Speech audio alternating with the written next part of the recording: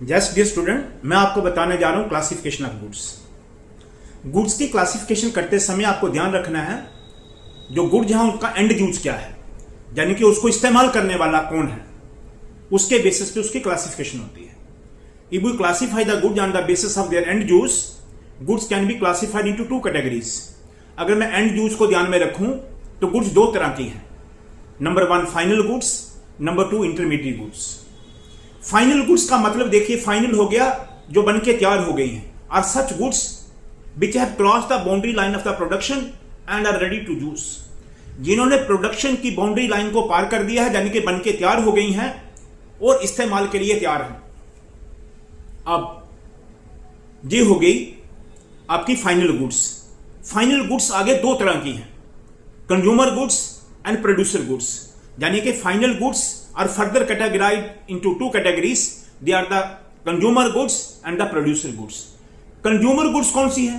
Consumer goods are such goods which satisfy the need of the consumer on day-to-day basis. जो consumer की रोज की जरूरतों को पूरा करते हैं। क्या एग्जाम्पल होगी उसकी? घर में जो राशन आया वो आपकी रोज की जरूरत है। घर के लिए आपने शेविंग मशीन खरीद लिया, घर के इस्तेमाल करने के लिए, वो कंज्यूमर गुड्स है।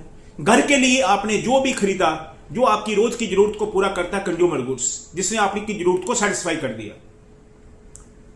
Producer goods, producer goods are such goods which are used for the further production of goods. ये वो चीजें हैं जो आगे प्रोड्यूसर के लिए माल बनाने में काम आती हैं, यानी कि machines. So machine for the producer is a producer goods. जब कोई प्रोड्यूसर मशीन खरीदता है और उस मशीन से फर्दर गुड्स बनाता है तो वो प्रोड्यूसर गुड्स होगी। अब नंबर 2 कैटेगरी पे आ जाते हैं, intermediate goods. Intermediate goods are such goods which are used as a raw material for the further production of the finish product. जो एज ए रॉ मटेरियल इस्तेमाल होती हैं और रॉ मटेरियल को हम फिनिश प्रोडक्ट में बदल देते हैं, तो इंटरमीडिएट गुड्स हो गया रॉ मटेरियल।